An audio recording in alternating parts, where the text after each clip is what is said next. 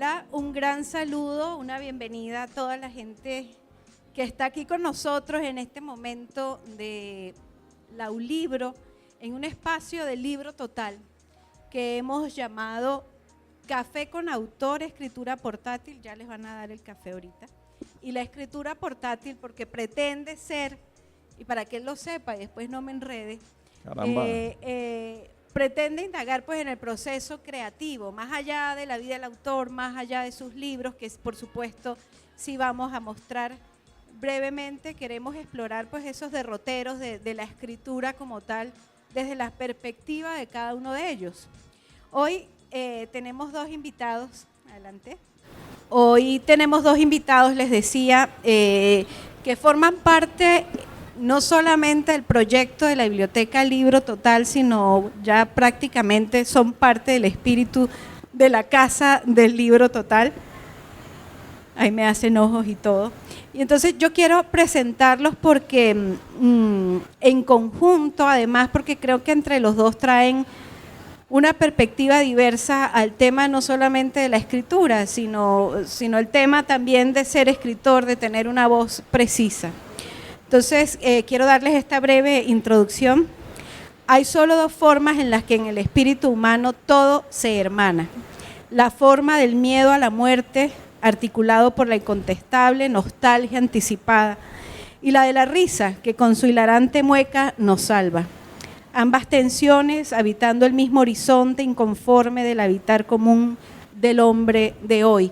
Con esa pequeña presentación, ese hilo que tiene dos extremos, pero es el mismo hilo entre la vida y la muerte, la risa, la angustia y la melancolía, pues quiero presentar hoy a Renzo Orlando Gutiérrez y a Durahán Lapid, que en un ratito se nos une. Bueno, Renzo Orlando Gutiérrez, bumangués, biólogo por la Universidad Industrial de Santander, en un acto solemne, dice él mismo, y de determinación se declaró amante de los libros y consuetudinario lector. Algunos de sus cuentos han sido publicados en el diario Vanguardia Liberal y ha publicado los libros Apostolicales, Ocurrencias, Cotidianidad hecha cuento, El profesor Resabio y la licenciada Ribeira. Fue ganador del concurso Cuentos Jorge Valderrama Restrepo en el 2020. Ustedes van a poder encontrar la antología de cuentos Cotidianidad hecha cuentos precisamente. Además de esta tensión de la risa, el humor, pero también la nostalgia y la melancolía en que estos dos escritores se encuentran, hay algo que también me pareció común entre ustedes y por eso un poco hacer este camino conjunto, y es ese, digamos, posicionarse en un espacio de la escritura nada conforme, en una escritura más bien movediza, desatada, crítica, en que ambos enfrentan su escritura. ¿Cómo estás, Renzo? Buen día. Buenos días, muchas gracias. Muchas gracias por atendernos, por su mirada atenta, muchas gracias por su presentación. La pregunta, y yo me siento y asumo el papel de, hasta me han dicho atrevidamente, maestro, y me dicen escritor. Bueno, escritor es el que publica algo, pero uno como artista sí tiene que revolucionar y revolucionarse, porque ese es el papel que vinimos a ser críticos, a entender el mundo desde otra perspectiva, a plantearle otras cosas a la vida, porque si no, la vida seguiría igual. Si fuera todos los días lunes, hace falta el sábado y hace falta el domingo. Entonces, me siento que yo aporto algunas cositas desde mi perspectiva. Mis cuentos son narraciones, y para ser un buen narrador, uno tiene que leer buenos narradores, porque si no lo hace, entonces uno no trasciende. Hay personas que se ponen a escribir y ponen un corazón partido, eros, ponen la flecha, las feromonas, y entonces se divagan y se van por ese mundo muy nostálgico, muy idílico, y es mis respetos también a esas personas, pero esa parte creo que tenemos que darle un paso adelante y entender el mundo a partir de las circunstancias propias. Nosotros leemos a Dostoyevsky, que fue un tipo burócrata de mucha plata, un conde, y él vivía en otra época y todavía es vigente, no obstante de su posición social. Tenemos que leerla a la comarca tiene cosas por decir. Si no fuese así, don Gabriel García Márquez no hubiese pasado por acá. Entonces, esa es la perspectiva que tiene uno que plantearse como artista, como cultor de la palabra, como participante en la gestión cultural. Y a mí me gusta mucho, pues un poco para contarles y entretenerlos pues en esta palabra, siempre directa, siempre a quemarropa y además de un estilo casi que ni siquiera en microcuento pudiese ser, más serían, ¿cómo le podrías llamar? Como aforismos.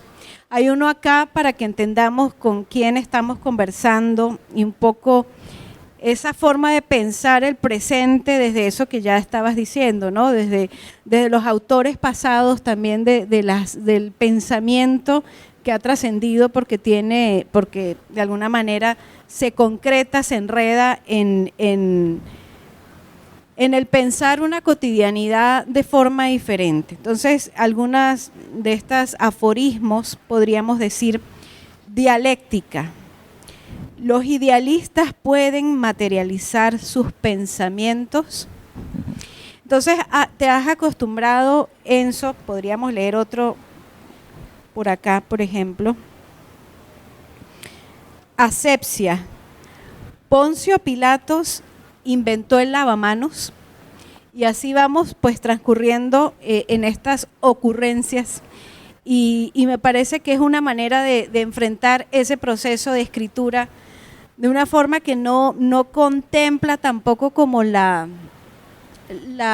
¿cómo se diría? La complacencia con un lector. Cuenta cómo haces este proceso. Pues no recordaba, el nombre del libro se llama Ocurrencias, pero esas ocurrencias es con doble R y es por Renzo Orlando. Me dice que yo no digo que Pilatos se bañó las manos, sino que Pilatos inventó el lavamanos. Esa es otra forma, otra mirada de entender el mundo y otra forma de plantearle una situación diferente.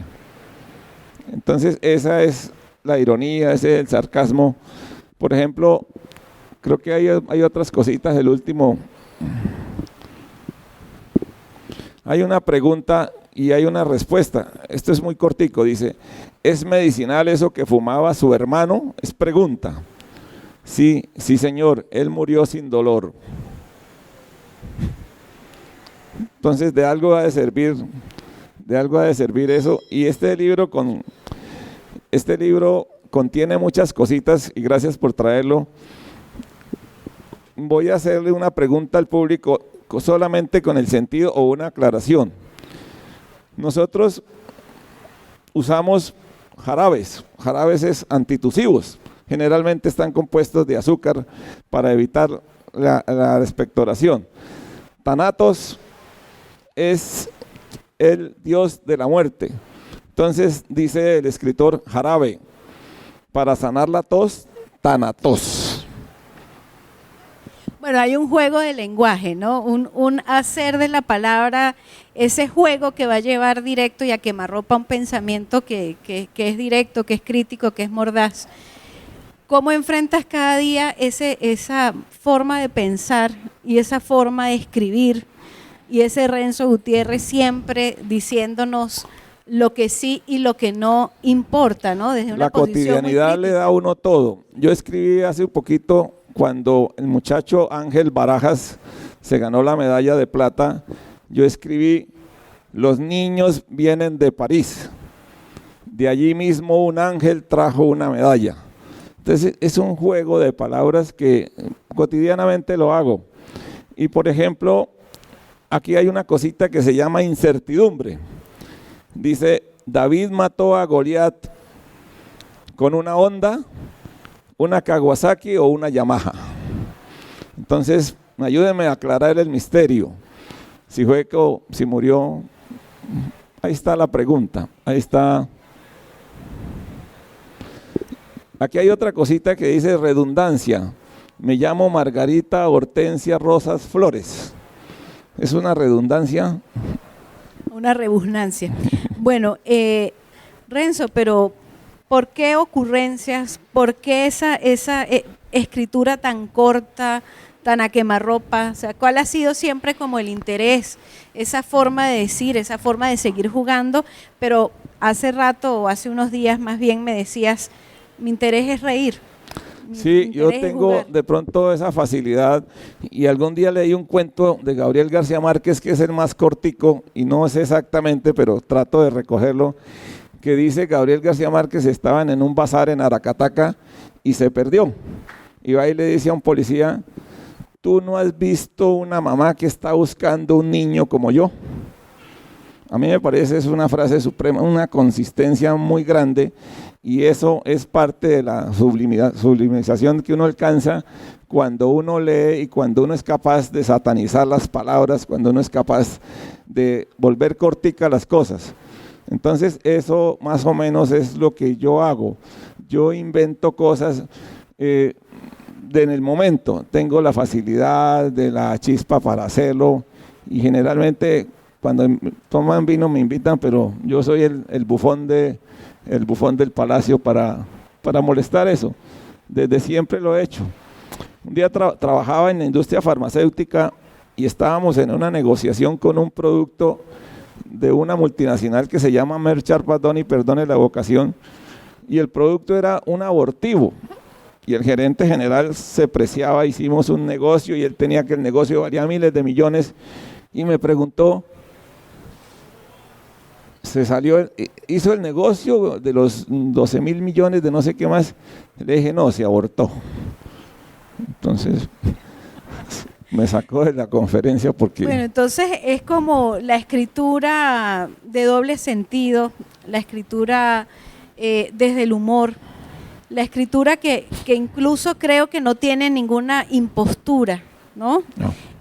Cuéntanos de los otros libros. A raíz de eso y a raíz de mi caminar, y me permite con su venia, este libro, ¿estamos en comerciales?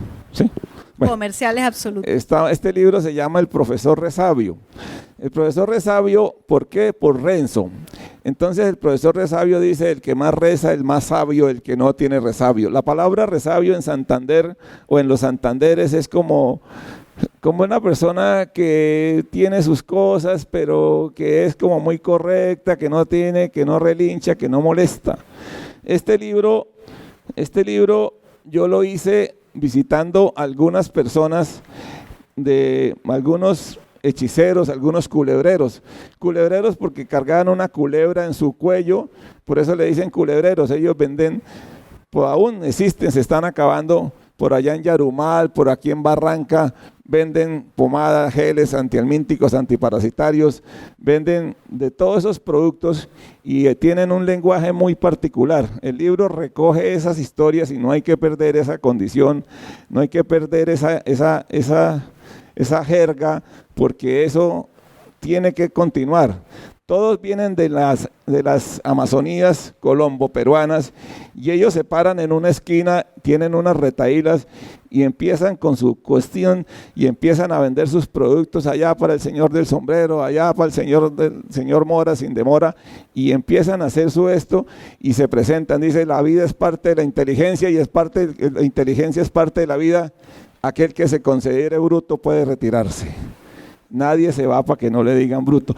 Y entonces ellos hacían unas retahílas muy largas y con el respeto de ustedes decían, ahí le truje la pomada para el callo, quita callos, quita sabañones, ojos de pescado, lagañas, mezquinos, endurece la base del pelo, para el mal de amores, para la culebrilla, para una uña encarnada, le tengo la pomada. No traigo burros cargados ni camellos encaravanados. Y así seguían, y eso, claro, convencían a la gente, porque es que en ese entonces, y todavía hay gente que le da miedo ir a un médico o a un boticario, entonces ellos acudían al brujo, y el brujo, como se dice, desencarnaba uñas, acababa con la hidropesía y infinidad de cosas, que eso hacen gracioso el libro. Y esos carajos sí son brujos, porque para yo sacarle la información, me ponía a tomar cerveza con ellos y en el momento de pagar la cuenta se volaban, o sea, se desaparecían. Entonces sí son brujos. Y una vez, pues a raíz de eso, yo tenía un consultorio esotérico y llegó una persona y me preguntó, y yo le diré, usted está como enfermito, si quiere le saco la sal. Dijo, no, más bien sáqueme el azúcar, que es que yo tengo diabetes. Bueno, Renzo, y es ese encontrarse, yo creo que como nos estás contando ahorita, ¿no? Como reza el título de este libro, Palabras Vivas, ¿no? Hay un interés en la oralidad, hay un interés en la comunicación y en el encuentro, así con los saberes cotidianos, ¿no? Me parece que va por ahí un poco Es que ahí está el cuento. A mí me fascina ir a las iglesias y con todo el respeto que se merecen. Las iglesias son unas salas de risa, porque es que uno ve por la mañana en unos bautizos felices, luego al mediodía ve una pareja más feliz y por la noche, por la tarde hay un entierro. Entonces eso es una sala de bufonería y uno dice, carajo, aquí pasan tantas cosas y a mí me fascina. Yo escribo sobre los curas y los curas son fascinantes, porque es que es muy fácil escribir sobre los curas, y lo digo con respeto porque es que uno maneja la doble moral. Un cura verlo enamorado ya es un chiste, o una señora que pretenda un cura ya es un pecado. Entonces ahí maneja uno esa doble moral, y esa doble moral le permite a uno. Yo tengo un personaje en este libro que se llama el padre Casado, pero el padre Casado es con el apellido Casado. Entonces de una vez entra uno ganándole un espacio a la vida y ganándole un espacio al cuento, porque nadie dice, pero un padre casado, nosotros no somos mormones ni tenemos esa conducta, sino son célibes, ¿sí? Entonces eso hace que el cuento sea más fácil. Y yo pues quiero hacer una invitación. Los libros de Renzo están allá al final del stand de las librerías independientes. ¿Cómo ha sido ese oficio de enredarse en la palabra constante, pero además, y nos consta mucho en el libro Total, esa especie de autoedición y autoperseguir una publicación que no es fácil? ¿Cómo has distribuido también esos libros? Pues yo trabajé un tiempo en la industria farmacéutica y tuve todos los cargos: visitador médico, gerente de productos, gerente de marca, y uno va caminando y entiende eso. Pero yo tenía en el tintero un poconón de cuentos que están ahí y que los he venido publicando. A mí me dicen, pues, que la gente está publicando. Yo digo que publiquen. Y ahí están ustedes, apreciados lectores, seleccionen, condenen, absuelvan. No hay libros buenos ni malos, sino que nos gustan o que no nos gustan. Y entonces esa es la gracia del lector. Esa es la gracia del lector, adivinar qué está construyendo y qué se construye. Publicar siempre ha sido difícil. Yo creo que ahora es más fácil. Que cuesten los libros, pues de todas maneras, esto es un mercadeo y vale la pena hacerlo. No me haga caras, don Daniel, ni más faltaba, porque usted colabora con esta causa. Es que le cayó un mugrecito. Para ese mugrecito también le tengo la pomada, ¿yo? No, la publicación siempre ha sido difícil y la publicación siempre tiene que ser costosa. Entonces empiezan uno a buscarle alternativas y busca una alternativa, y hay gente que no le ha leído el libro y dice, no, mire, pero es que este libro está muy feo. Y claro, tienen razón, porque es que se supone que todo va en la presentación, todo va en el papel y todo va en la imagen, entonces eso ayuda. Ahora, el contenido es importantísimo. Bueno, y como este programa pues intenta también, y lo digo en cada ocasión, mostrar alternativas para ese proceso creativo. Ya sabemos que tienes pues esa palabra, vives pues en la palabra hilarante, en la palabra inmediata, en la réplica, pero además desde una cita siempre muy, muy de referencias culturales, muy de autores, muy de personajes, pues hablando de un horizonte cultural muy, muy, muy, muy asentado que tienes, ¿no? Entonces, ¿cómo son esos procesos? ¿Cómo te la pasas? Yo te imagino con una hojita, un lápiz, un anotador, no sé qué sería. ¿Cómo haces ese proceso para que ocurra cuando ocurre? Yo siempre me utilizo, y por ahí me publicaron un cuento que se llama Las bodas de Caná, y lo digo con respeto y me estoy metiendo en un berenjenal. Mejor les cuento el del... Pero más de lo sí, que ya está metido. No, más bien les cuento el del Cafarnaún. Y con el respeto que se merecen las personas, yo hago un símil, por ejemplo, y perdone que me extienda, el gendarme de Cafarnaún es bíblico. El gendarme de Cafarnaún tiene un enemigo enfermo. Y va y visita a Jesús por el lago Tiberíades, por el valle del Sión, lo visita y le dice, tengo un amigo enfermo. Jesús le responde con amabilidad, yo se lo visito. Entonces el gendarme de Cafarnaún le dice, no hace falta, con una palabra tuya bastará para sanarte. Eso es comillas. Resulta que el gendarme carga una grabadora. Hace 2000 años carga una grabadora y graba las palabras que Jesús le manda telepáticamente. Jesús no se da cuenta que el tipo carga una grabadora y con la grabadora él dice, bueno, se lleva la grabación, llega a la aldea de Cafarnaún, encuentra a su amigo sano y cree. Pero resulta que el gendarme de Cafarnaún se va por un hospital, bueno, en un lazareto no, porque Lázaro hacía poquito lo habían resucitado, entonces va a un lazareto, a un hospital y prende la grabadora. Y entonces con las palabras mágicas de Jesús empiezan los enfermos a salir en volandas porque las palabras han hecho efecto. Entonces Jesús se entera que lo copiaron, que apareció un clon que le está haciendo milagros. Y Jesús viene con sus 12 guardaespaldas y dice, venga, devuélveme la grabadora que yo soy el encargado, yo soy el enviado. Y ese es un cuento que se llama El gendarme. ¿Por qué se llama para eclesiásticos? Porque es la vida paralela, es plantearle eso, es plantearle una alternativa así, y tal vez suena muy sonoro, perdónenme, suena muy retumbante eso. Hay otro cuento que es las bodas de Caná, y ahí sí me quiero meter en este berenjenal. Jesús va a las bodas de Caná, la Virgen le dice, mijito, empiece a mostrarse porque usted es el enviado. Entonces Jesús le dice, no, pero mamá, eso toca despacio, como toda la mamá, no, mijito, se acabó el vino. Entonces trajeron las 7 tinajas, las llegaron de agua, y Jesús hizo, y otra vez, y no funcionó, y otra vez. Entonces dice, no, el milagro no se puede hacer hoy porque hay una interferencia. Y empieza a buscar la interferencia y resulta que era que se casaban dos personas del mismo sexo. Entonces Jesús no puede aprobar eso. Entonces por eso no se hace ese milagro. Ese es el símil que hago yo en ese cuento. Se llama Las bodas de Caná. Bueno, Renzo. Todos por las personas, mis respetos.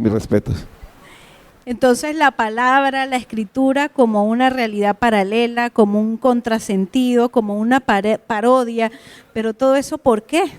¿O para qué, Renzo? Porque es que hay que exacerbar la vida, hay que cuestionárnosla, hay que llamar a por qué tenemos que, como se dice, deambular en esta vida, por qué tenemos que tener una casa, un vehículo para ser grandes, por qué tenemos que competir con los demás. ¿Quién nos dijo? Yo no cuento eso que es que nadie se va, que no he visto un entierro con trasteo, no. El problema es la competencia, los hijos, los títulos, los cartones, y en fin, o sea, en esa competencia que nosotros nos pusimos, ¿para qué? ¿A ganarle a quién? ¿A demostrarle a quién qué? Y lo pasa lo mismo en los libros. Somos como arcanos, gracias a aquí al Libro Total nos está dando estos espacios y no es lambonería ni es salamería, pero aquí estoy feliz mojando tarima, pues. Y de todas maneras es una demostración, quedamos en cámara, alguien nos va a ver y va a comentar. Eso es un espacio grande y ojalá lo hagan con todos los compañeros que quieren contarnos algo, que quieren decirnos algo. Y puede ser aleluyas o no aleluyas, o cosas del corazón, poéticos, no poéticos, eso vale. Escribir no es una cosa fácil. El compañero Antonio escribió que la pasión de escribir, entonces yo le dije, no, pasión, sí, porque uno se apasiona, no.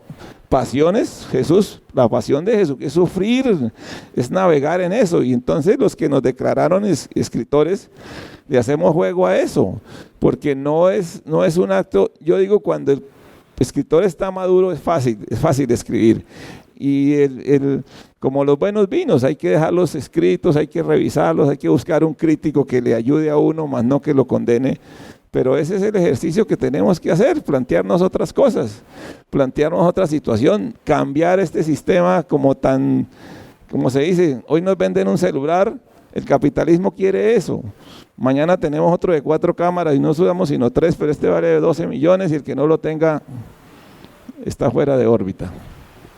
Y por eso justamente esa postura o esa impostura frente a la escritura, frente a ese contexto y esa realidad, ¿no? que son siglos y siglos en lo mismo y que seguimos como seres humanos incomprendiendo y cada vez somos más indiferentes y cada vez somos más absurdos en eso que dices tú, en ese de representarse la vida desde las posturas, ¿no? Desde las etiquetas. Por esa razón también hoy he invitado a Durkheim porque siento que él desde otro talante tiene una postura similar y que intenta pues eso, un poco esa rebelión permanente que no debe parar y que debe hacerse desde la escritura.